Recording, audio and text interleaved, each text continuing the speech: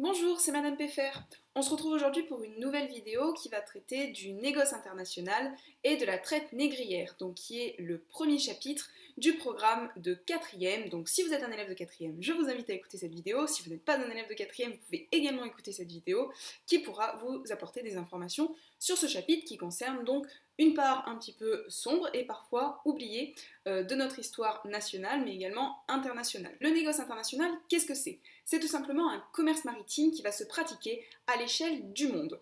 Tous les pays vont être mis en connexion, c'est pour ça qu'on parle d'une première mondialisation. Mondialisation, c'est donc le fait que le monde entier soit mis en connexion, et cela grâce à la mer et grâce à des échanges. Mais c'est également une époque où on va avoir la mise en place de ce qu'on appelle la traite négrière, tout simplement le commerce des esclaves noirs qui ont été déportés d'Afrique pour être amenés dans les colonies américaines. Le mot nègre vient du latin noir, donc elle va désigner les personnes de couleur de façon méprisante et péjorative, et elle va être ensuite reprise par les théories raciales.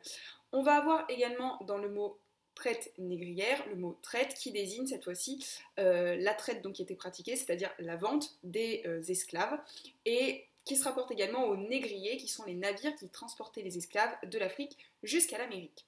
Donc ce qu'on va se demander, c'est comment va s'effectuer la traite des esclaves, mais également la mise en place de l'esclavage dans les colonies, et parallèlement à ça, eh bien, la domination des Européens sur le monde, puisque ce négoce international va permettre aux Européens de dominer et de contrôler l'espace maritime international. Ce qu'il faut se rappeler déjà, c'est qu'en 1492, Christophe Colomb va découvrir un nouveau continent qui est l'Amérique, et à ce moment-là, on voit un mouvement de colonisation de la part des Européens qui vont s'approprier les terres américaines, en éliminant la majeure partie de la population amérindienne au passage. Les Européens vont donc installer des colonies du côté de l'Amérique, et ce qu'il faut savoir également, c'est qu'il y avait du côté de l'Asie la mise en place de comptoirs. Alors, quelle est la différence justement entre un comptoir et une colonie? Donc la colonie, c'est un territoire qui est entièrement occupé, exploité et administré par une nation étrangère, qui se trouve hors des frontières, mais qui est quand même rattaché donc à la métropole, cela par des liens administratifs, politiques et économiques. C'est le cas par exemple lorsque les Espagnols vont conquérir le Nouveau-Mexique ou le Pérou, et ils installent à ce moment-là une colonie, donc qui a le même principe de gouvernance que le territoire espagnol, mais ils envoient pour cela donc des gouverneurs sur place. Et on va avoir également la mise en place en Asie des comptoirs. Les comptoirs, à l'inverse, ce sont de simples établissements commerciaux, donc ils sont établis dans un pays étranger. Ce sont des espaces où on va pratiquer le commerce, ça peut être un établissement, ça peut être une ville, mais par contre on n'a pas la gouvernance entière du pays. Donc les Européens vont créer ces colonies et vont se constituer de très grands empires coloniaux. Donc un empire colonial, c'est tout simplement quand on possède plusieurs colonies, ce qui nous permet donc de rayonner à l'international, et également donc ensuite d'établir un commerce. Donc les Européens, ce qui les intéresse dans le fait d'avoir des colonies, c'est à la fois d'augmenter leur puissance, mais également donc de pouvoir échanger des produits sur l'ensemble de la planète. On appelle cela le négoce international. Et ce négoce, il se partage en deux commerces. On a un premier commerce qui s'appelle le commerce en droiture. Donc, commerce en ligne droite, on part d'un port, on va vers un autre port. Et cette fois-ci, il s'établit donc entre les colonies ou entre les comptoirs. Et on a un commerce qui est le commerce triangulaire, qui lui va impliquer la vente de personnes humaines, donc d'esclaves. On va partir d'un pays, on va aller vendre des marchandises contre des êtres humains dans un autre pays. Ces êtres humains vont être importés dans les colonies pour travailler et pour que les Européens puissent ensuite récupérer le produit de ce travail. Évidemment, travail gratuit puisqu'on parle d'esclavage, donc de travail qui n'est pas rémunéré, et d'exploitation donc de la main-d'œuvre humaine. Ce qu'il faut savoir, c'est que le négoce international va participer à l'enrichissement à la fois de certaines personnes, donc ce qu'on appelle les négociants, qui vont pratiquer donc le négoce international et qui vont se constituer dans une forme de grande bourgeoisie marchande, mais elle va permettre également l'enrichissement de villes et de ports qui se trouvent principalement en Europe. Donc les négociants, je vous dis, ce sont ceux qui pratiquent le commerce international. Ils vendent les marchandises qui proviennent de l'arrière-pays, c'est-à-dire de l'intérieur du territoire, qu'ils vont ensuite mettre sur la mer. C'est pour ça que généralement ce sont les ports qui vont s'enrichir, puisque les négociants vont souvent posséder des navires, ce qui va leur permettre ensuite de partir en Amérique, de pouvoir amener ces produits issus de l'Europe, je sais pas, par exemple des draps, du vin, et de pouvoir les échanger contre des marchandises qui proviennent cette fois-ci des colonies américaines, comme par exemple le café, le sucre, le cacao. Donc ces marchandises participent au développement de la société de consommation, puisque d'un coup, les Européens découvrent de nouveaux goûts, de nouveaux produits, et ils en ont très envie, notamment ils ont un très grand attrait pour les produits exotiques qui viennent de très loin. Ils découvrent le sucre, ils découvrent le cacao et ils en veulent partout pour leur café, pour leur consommation. Il y a plein de nouveaux produits comme ça qui participent aussi à un exotisme et à un attrait de l'ailleurs et qui encouragent de nouvelles formes de sociabilité à l'intérieur de la société européenne et également de nouvelles formes de consommation. Alors, ça va également permettre l'enrichissement d'une certaine population, donc qui est la population qui sont les négociants, qui pratiquent donc le négoce, et qui vont constituer une forme de bourgeoisie marchande. Donc ces bourgeois, c'est le cas par exemple de Joseph de la Selle, qui était donc un négociant nantais qui s'installe dans la ville de Nantes, qui profite de ce négoce international pour s'enrichir et pour se construire également un hôtel particulier, donc de belles demeures.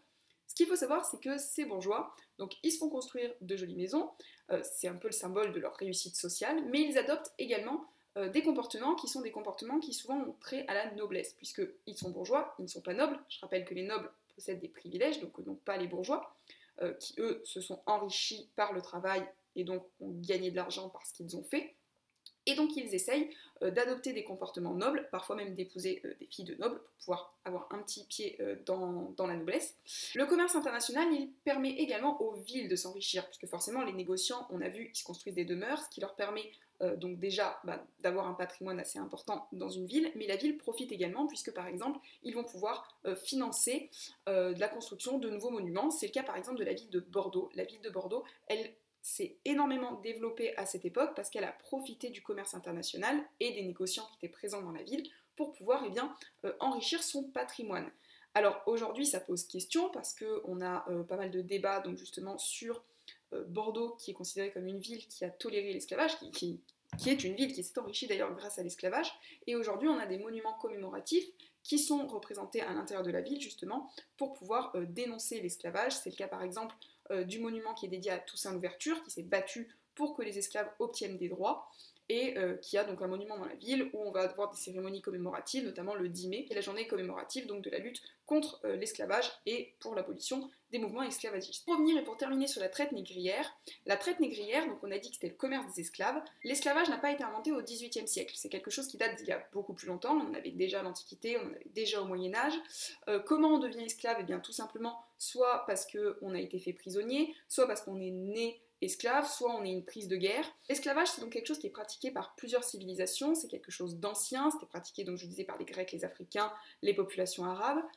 Et ce qu'il va y avoir là, c'est que les populations vont être capturées en Afrique, généralement par des Africains, conduits sur les côtes africaines, et là, les personnes capturées vont être vendues en esclavage à des Européens qui échangent de l'alcool, des armes contre ces esclaves. Donc comment ça se passe? Eh bien, il y a un grand marché aux esclaves, où à ce moment-là, on va chercher principalement des hommes jeunes, forts, qui vont pouvoir avoir une force de travail un peu plus importante qu'une femme, une personne âgée ou un enfant. Ce qui n'empêche pas qu'on vende également des femmes, des enfants ou des personnes âgées, mais à un prix qui sera généralement inférieur. Un esclave, qu'est-ce que c'est? C'est tout simplement une personne qui n'est pas libre. Elle vit sous la dépendance d'un autre, qu'on appelle le maître. Et cet état de dépendance, c'est l'esclavage, qui, elle, donc, est l'état d'une personne qui est devenue esclave. L'esclave, ce qu'il faut savoir, c'est qu'il est considéré dans les textes juridiques comme un bien meuble.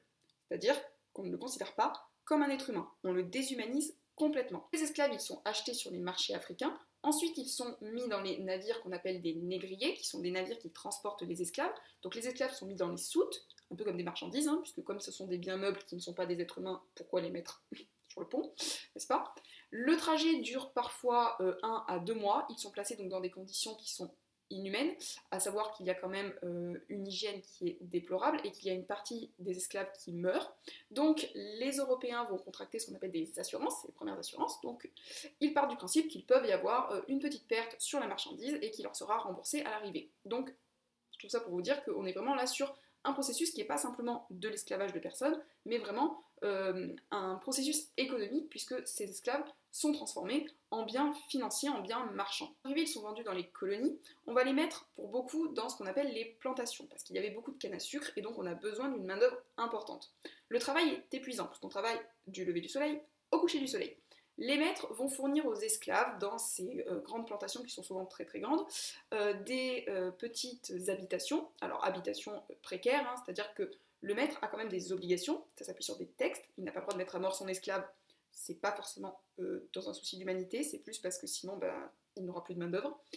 Il doit également lui fournir un logement et de la nourriture, sachant que ce logement, c'est généralement une petite maison en bois qui risque de prendre feu, et la nourriture, c'est plutôt un petit lopin de terre qu'il peut cultiver pour pouvoir faire ses propres plantations. Donc dites-vous qu'il travaille toute la journée et qu'en plus de ça, il doit cultiver sa terre pour pouvoir manger. On a des témoignages de cette époque qui sont assez rares, mais qui ont quand même le mérite d'exister. C'est le cas par exemple du témoignage autobiographique d'Oloda Ekiano, qui a écrit en 1790, enfin, en tout cas qu'il a publié un texte qui s'appelle Ma véridique histoire, où il raconte comment il a été capturé en Afrique, déporté, comment il a travaillé dans les colonies de plantation avant de racheter sa liberté un petit peu plus tard. En France, il faudra attendre 1848 pour voir l'esclavage aboli, bien que les premiers mouvements abolitionnistes datent d'un petit peu plus tôt, puisque déjà à la fin du XVIIIe siècle, on a des premiers mouvements révolutionnaires dans les colonies. L'une des figures les plus importantes des mouvements abolitionnistes, c'est Toussaint Louverture, qui est un descendant d'esclaves affranchis. Affranchi, c'est qui a été libéré, ou qui a racheté sa liberté, et qui était le chef de la révolution haïtienne entre 1791 et 1802, et l'une donc des plus grandes importantes des mouvements anticolonial, d'émancipation et abolitionniste qu'il peut y avoir en faveur des personnes de couleur noire. Donc l'esclavage, la traite négrière, c'est quand même quelque chose qui prend plusieurs siècles, même si le cours qui est dispensé donc, dans le programme de 4e est un cours qui concerne essentiellement le XVIIIe siècle, donc la fin de la traite négrière, puisqu'on ne s'intéresse pas là au XVIe et XVIIe siècle, et comment c'est mis en place dans les colonies. Voilà, je vous remercie de m'avoir écouté, j'espère que cette vidéo vous aura permis de comprendre un petit peu mieux le cours, en tout cas de mieux l'assimiler, et je vous dis à très bientôt pour une prochaine vidéo.